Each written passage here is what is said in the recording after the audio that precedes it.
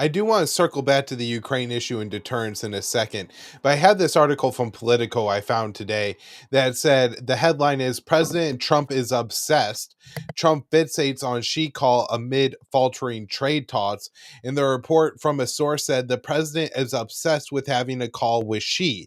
And so, Joe, my question is I guess in one sense, I, the Indo-Pacific hasn't been on the top of Trump's agenda because of everything going on in Ukraine and the Middle East. And as much as Washington says they could fight all those wars at the same time, it doesn't seem like there's the intellectual capacity in Washington to do so.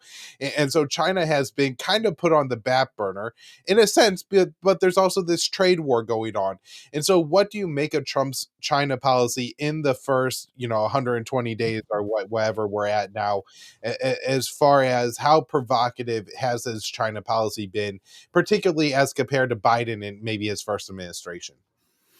So militarily, we haven't really seen much of a change. Like I said, the Pentagon kind of runs on autopilot. Things continue to move in a negative direction, but they haven't like substantially, changed course or been dramatically worse. Where it is dramatically worse is in terms of trade. And the reason Trump might be very angsty about this is because really the rare earth minerals industry.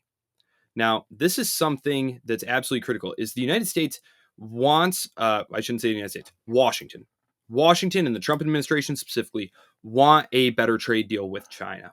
And so they've attempted to use tariffs to do this.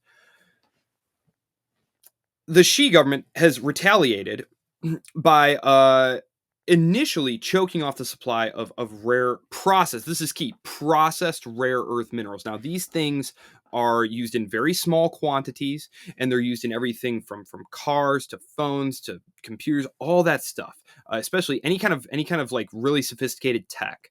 It needs these rare earth minerals. The problem is they're used in very, very small amounts. And so the thing is, it's not that you can't find these rare earth minerals other places. It's that over 90% of them are processed in China. And so Xi Jinping's administration created a whole new bureaucracy.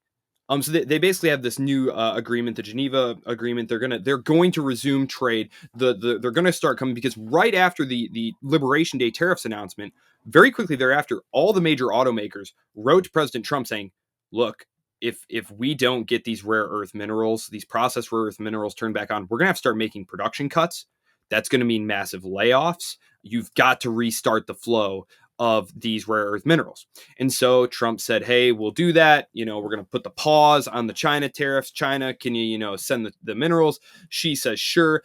But in the meantime, they had instituted a new bureaucracy and licensing agreement, and it has been very slow. It has been very slow. The rare earths coming out of China are at a trickle. And this is something that might be making Trump a little angsty, honestly, is because the US doesn't really have a lot of leverage that they can use to speed this up. The one place that they do is semiconductors, and they've tried to do that. And China recently lodged a complaint about it, saying that, the attacks on the semiconductor export controls and on Chinese students were hostile and opposed to the spirit of the agreement that they had, that the truce that they had come to.